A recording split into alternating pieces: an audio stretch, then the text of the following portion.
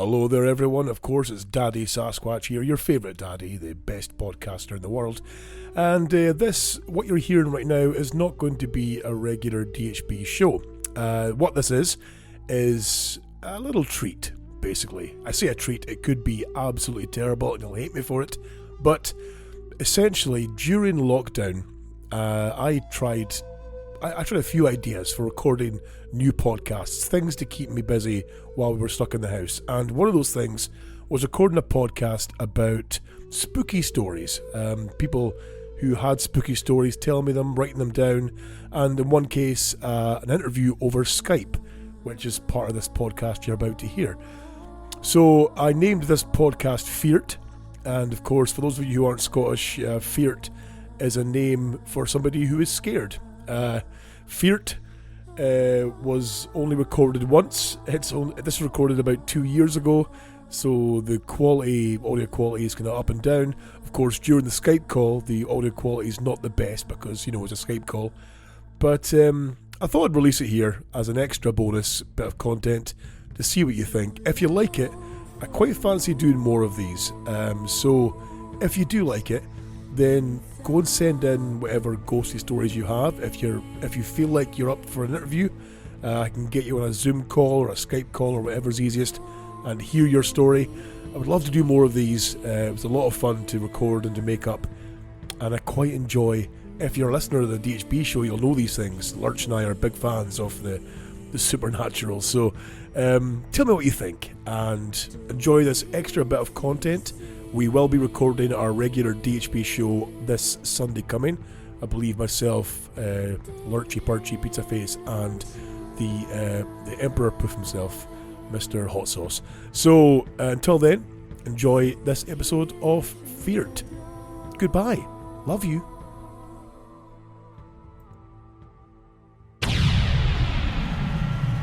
DHBRadio.com. What would you do if you heard a loud banging at your window at 2 a.m? And then a growl? My name is Scott Taylor and you're listening to this episode of Feart.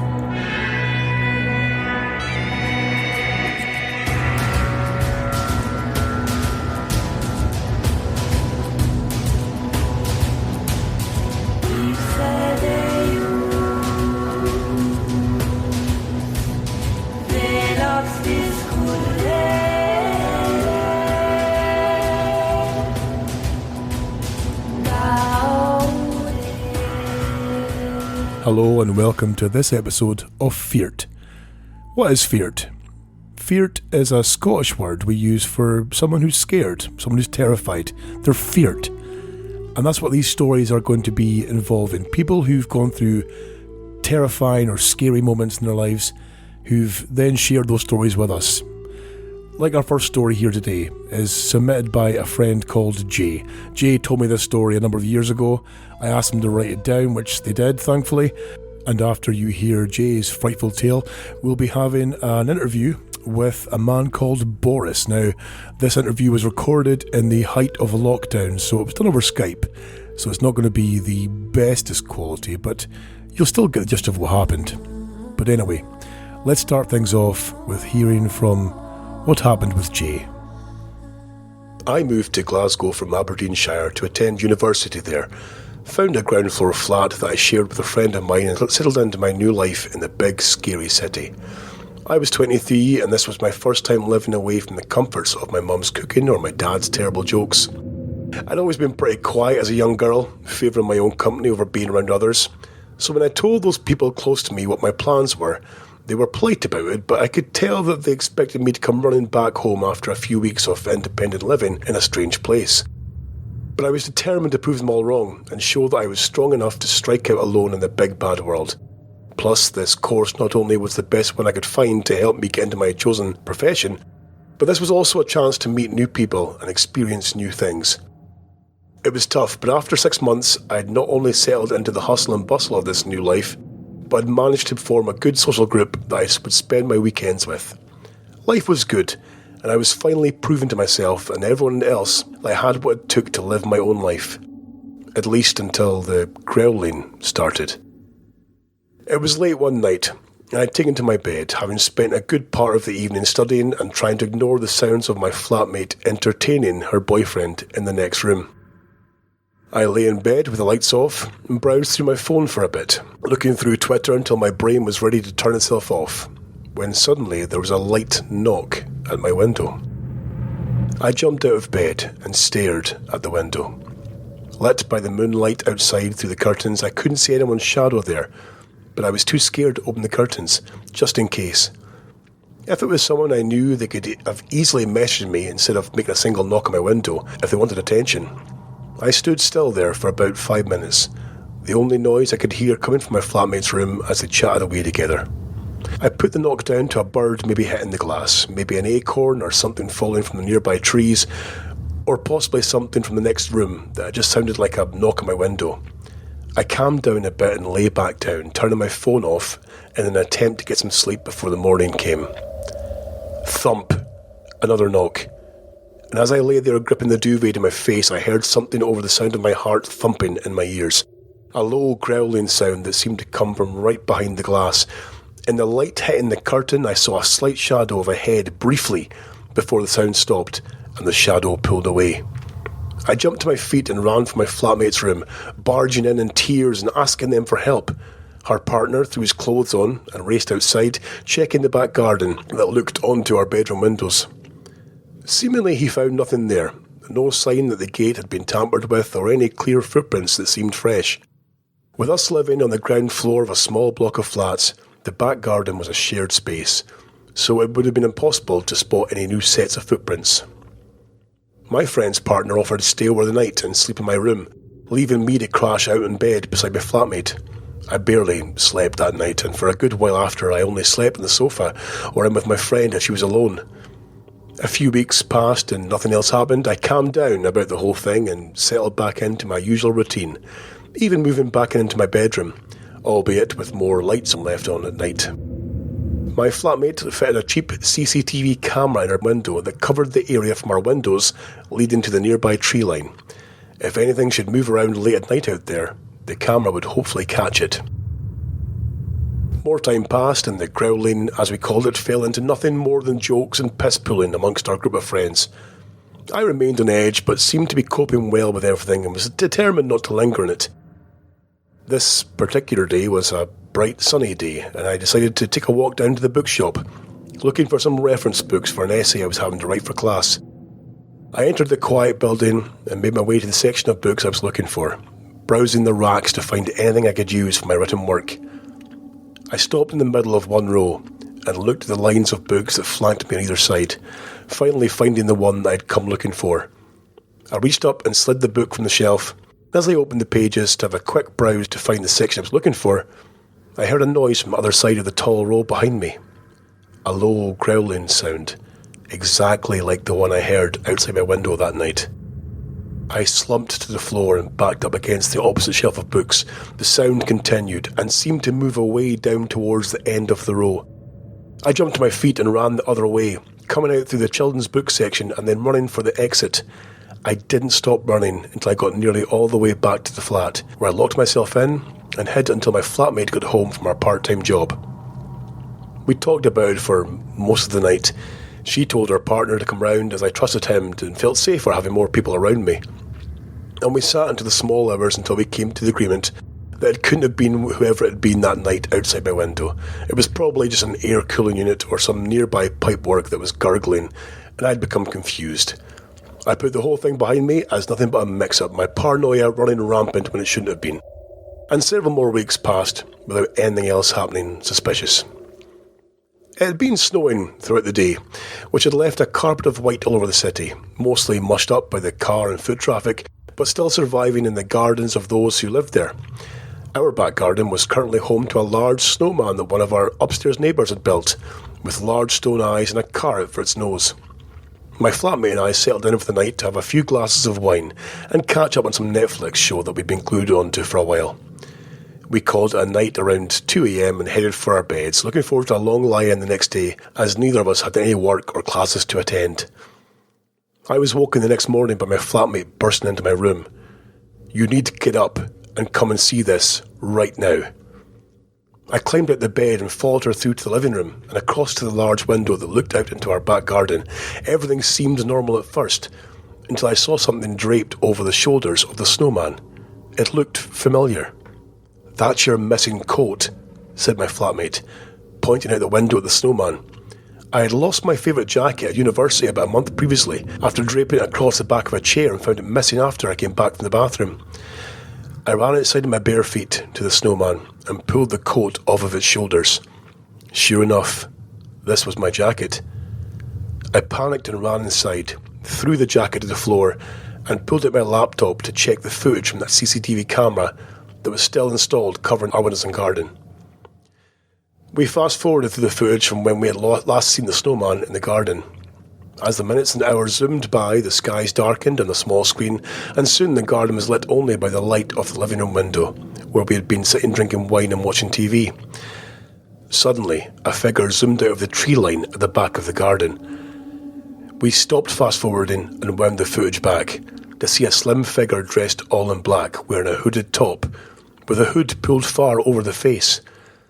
In the yellow light that shone from our window, the figure pulled a bundle from under its arm and unfurled my jacket, before draping it over the shoulders of the snowman.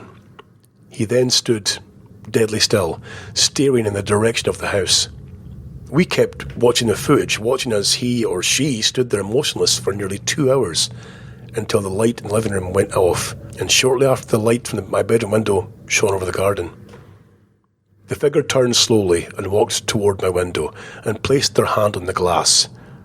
They stayed like that until I had turned the light off, before slowly stepping back and moving away. As they reached the tree line, they stopped, turned towards the direction of the camera, and waved. We couldn't tell as it was so dark, but it looked like they wore a pale mask under their hood as they melted away into the trees. We called the police straight away. They came and checked the area, took away my jacket to check it out, and took the footage we'd captured away to analyse. My parents arrived later that day, having driven down straight away from Aberdeen. Before long, everything I had was packed up and I was heading back north to stay with them for the time being. A few days passed. The police said they were continuing to investigate the issue and so far had been unable to get anything useful from either my jacket or the CCTV footage we'd captured. The university was a huge help during all this, offering to help me finish my course remotely from my parents' home in Aberdeen. My flatmate thankfully managed to move in with her partner after we gave up the flat, and I'm glad to say they're still together to this day. I'm still living at home with my parents and still suffer from a lot of sleepless nights and anxiety after everything that happened to me. The police stayed in touch, but they were never able to track down who the mysterious figure was that had stolen my coat, or if they had been responsible for the growling that haunted me, but I can't imagine they weren't linked. I still have to sleep with the light on at night, hoping that I never hear that growling again.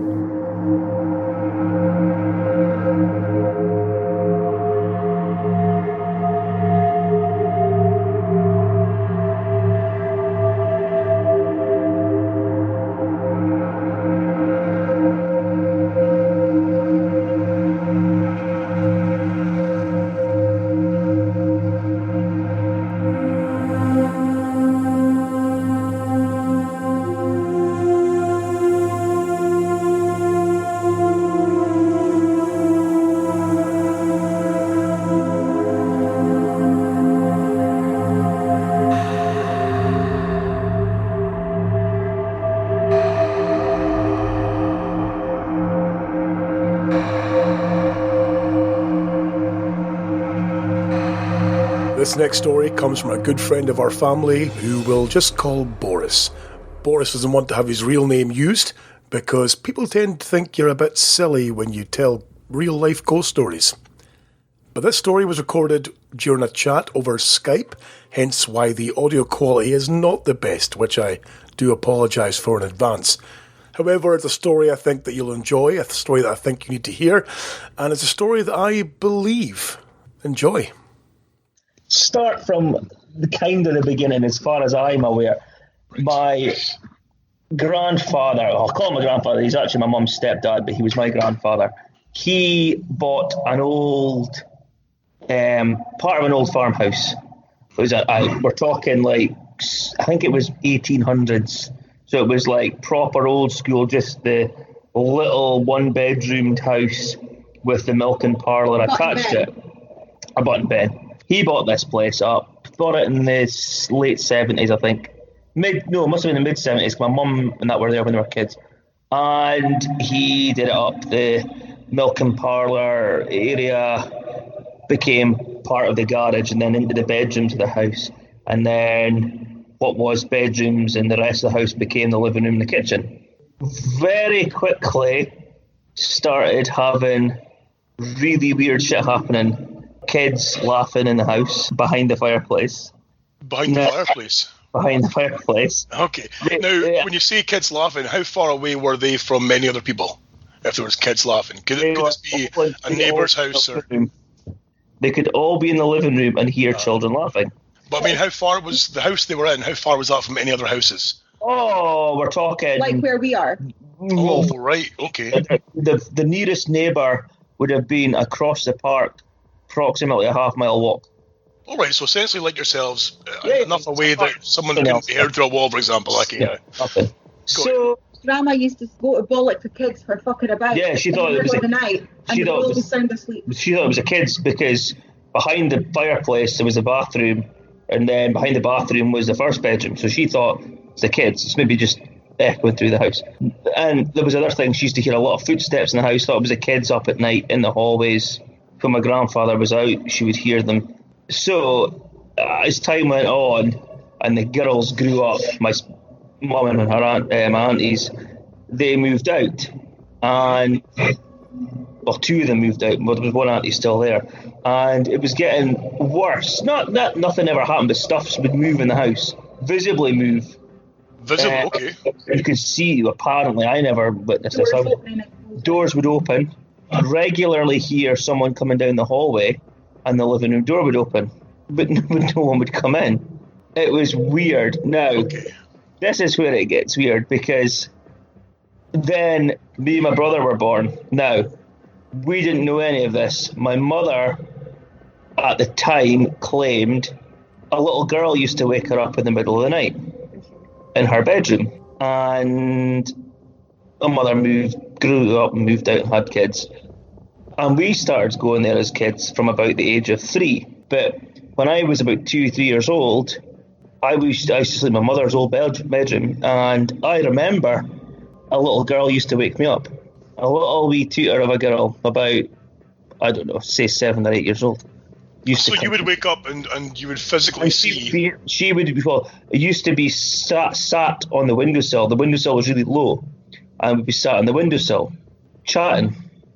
So the kid would, obviously you'd wake up, you'd see this kid in the windowsill, dressed, how kind of dressed? Victorian, modern, what kind of dress were we looking at? I don't remember, really. I don't remember what they were wearing. It was just a girl in a dress at that age, and I can't visit it now.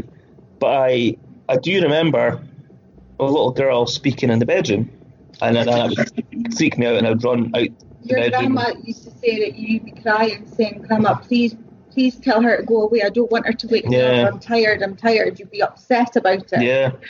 So this went on for years. It went on. Now, to play devil's advocate, just a thing, this wasn't a case of like you're confident this wasn't a nightmare you woke up to, like you're suddenly you're dreaming about a kid and then boom, you're awake. This was you waking up and seeing this figure. Okay. I'm not a ghosty type. I don't believe in God. Don't really believe in the whole ghost thing. But there was a lot of stuff we could never explain. Mm-hmm. I regularly would hear someone in the loft. You'd hear someone running across the loft, properly running. Uh-huh. It was just weird. Your grandmother also said they would never tell anybody, but they were always on holiday. So they had lots of dogs and animals and geese, and they would always have somebody to come in house. Stay with the girls, and they would just say, the first thing they'd say when they came back, "We are never staying here again." And eventually your grandmother said to your grandfather, "You're not going out by yourself anymore." One of the reasons they sold the house was when my youngest auntie grew up and was moving out. My grandmother was like, "We need to move," because nothing ever happened, but stuff would move, and there was always someone in the loft. And one of the folk that stayed in the house when they were away, and we used to hear it with a grandfather clock chiming. And it could be any time. It wasn't necessarily on the hour. It would just chime 2 or 3 times. And it was always in my grandmother's bedroom, which was at the far, far end of the house. There was one night this chiming was going on and on and on. And I can't remember. Barbara was the name of the woman who was staying. I can't remember her husband's name. He was raking around the house. And he was up in the loft. Because he thought there was a grandfather clock maybe in the loft at that end. Or a little one, you know, one of the little mantelpiece clocks. Yeah. So he's up looking for it. And when he was up there, he heard someone running through the loft behind him. They ended up refusing to stay in the house, and they took my mum and 2 girls out of the house. Just to clarify, your grandmother had no clock in her room that could be... Oh, no. There was no clocks. No, okay. Because he used to hear it. I mean, where it used to sound like it was coming from was you went in their bedroom door, and to the left of the doors you came in, there was a full length kind of fitted wardrobe, sliding door wardrobe on the extreme left of the bedroom, and it used to sound like it came from that cupboard.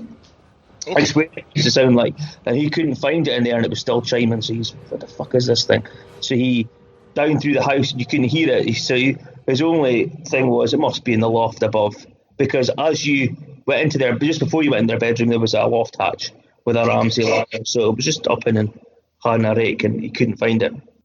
We took a small break, and just to digest what had been said so far, it was hard to believe that, you know, a family could go through such things and not or take it on the chin as such, to not react a bit more terrified than they had been, according to what we'd heard. So I asked Boris if perhaps any other members of the family or any other visitors or somebody outside the direct family unit maybe experienced some effects or noises, bangs, crashes, and he carried on with this.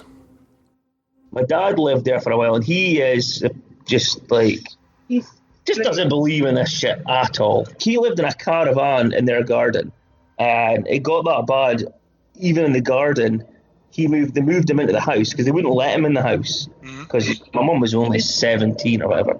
And so they ended up moving him into the house because shit would happen, like banging on his caravan door, and he would hear people in the garden. And there was a thing as well weird. When you were little. Your grandmother said you would never go down to the bottom part of that garden. Very bottom of the garden, but that was maybe just because it was trees and I was a kid. Right. But what did transpire was that I can't remember the date. They found out the date. Early 1900s, maybe earlier, late 1800s. There was 7 or 8, can't remember, 7 or 8 kids died in the house. All right. So if you believe. Fire, illness. I remember. Well, it was thought they were buried in the garden, but through, I don't know if it was an illness or what they all had, flu or something, presumably. So if you're into all that shit and you believe that crap, maybe it was the kids. I don't know. No one seems to know. Anything that ever moved, there was nothing ever violent or.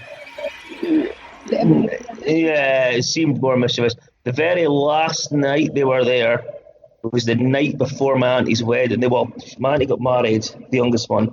She got married on the Saturday. They moved out on the Monday. House was sold. All the presents, wedding presents, were stacked up in what was my bedroom. Were laid out for showing. Laid out, yeah. Oh, okay, yeah. So grandmother got up on the morning of the wedding and fell out with my auntie because my grandmother was so tired because of all the noise she'd been making all night in the bedroom. Obviously raking through the presents. She said, I've never been near the fucking presents. You have. And they went into the room and they were all piled up in the middle of the room, just a heap. They'd been laid out on like 3 tables that were in there, all piled up in the middle of the floor. All right, okay. And there was nobody who could have gone in there and done this. There was nobody else in the house who could have I mean, it was only my grandmother, my auntie, and my grandfather, so I don't... Oh, right, okay. They all say none of them seem to know anything about it. They were all, by this point, quite blasé about the fact that this weird shit would happen. Windows would open, stuff would move in the kitchen. Doors was the main thing. Doors would just fly open regularly. The front door would go, you'd hear it bang, closed. even though it wasn't open, and then down the hallway. And you would think, that's my grandfather coming back from, because he used to play badminton in the evening, or gig a lot on Saturday nights. I'd ask the question, surely this must have been terrifying. Surely, you would run from the house screaming if these things happened. Well. I do still, I was 7 when they moved, but I still remember it. I wasn't scared of it, I don't think. None of them were. None of them were scared of it, but it was weird. And like the loft thing, you could be in the hallway. We used to play in the hallway a lot because it was a really long hallway. And me and my brother would play in there, and you would hear someone in the loft just walking across the roof. Okay. And you just be like, we didn't think anything of it. We didn't know what it was. As kids, we were always told it was ghosts. Yeah, it freaked a lot of people out. It freaked my mum and that out. They're pretty jumpy because of the whole thing.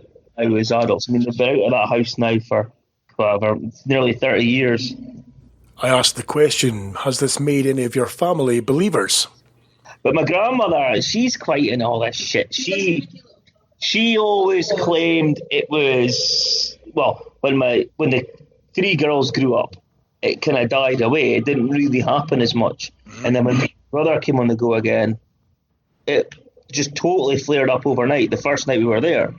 And they kind of thought, it's all focused around children. And we know that the people that bought the house, and they're still there, 30 years on, they've never had kids. They didn't have kids. They don't have grandkids. Back off. And so that's just, in my grandmother's mind, it's just totally solidified that. It's just like, it's confirmed to her that she's right, was right, she's dead now. But I asked, how's it made you feel, Boris? How do you feel? Are you a believer now? It does all seem really weird. And I don't know. That's why I don't really like telling. It's fucking, you sound mental.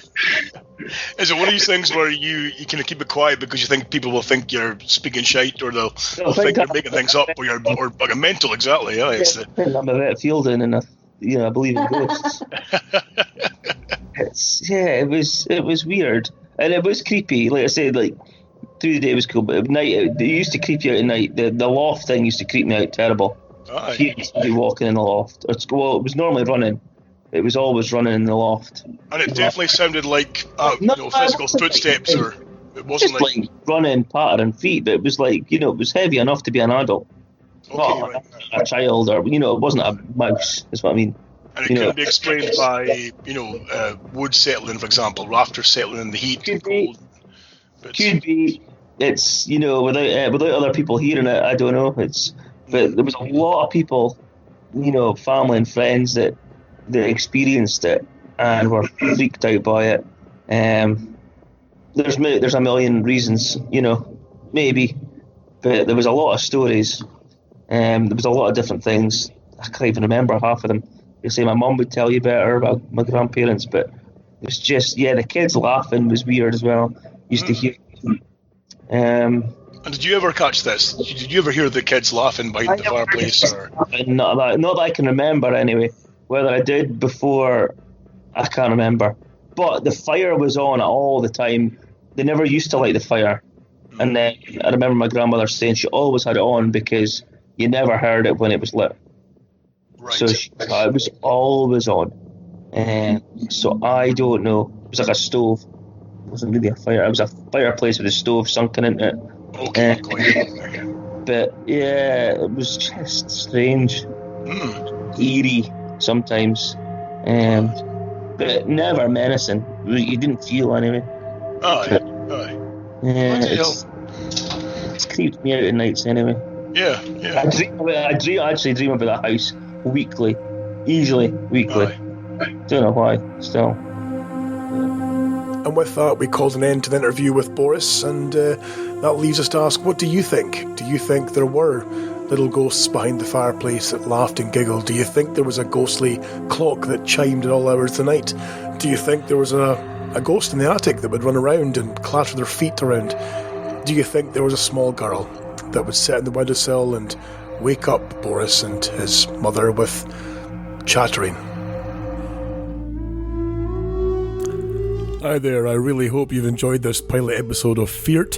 It was a lot of fun to make, and I really enjoy this kind of format of podcast as a wee sideline to the DHB. If you'd like to help out the show, this new show, let us know what you think. Tell us what you think could be improved, what could be changed, but most importantly, share your stories. You can email myself at scott@dhbradio.com. You can send voice clips, of course, through Facebook. If you go to our Facebook page, DHB Radio Show, or go to our website, dhbradio.com. If things go well with Feart, it'll have its own website eventually, of course, but until then, drop us an email at scott@dhbradio.com and tell us your story. If you are able to tell your story in person, then we can easily do an interview, be it through Zoom, Skype, or even in person. I would love to hear your stories. I'm sure everyone else would too. With that, thank you for tuning in to this episode of Feart, and I'll catch you all soon. Take care, sleep tight, don't let the bed bugs bite, for God's sake.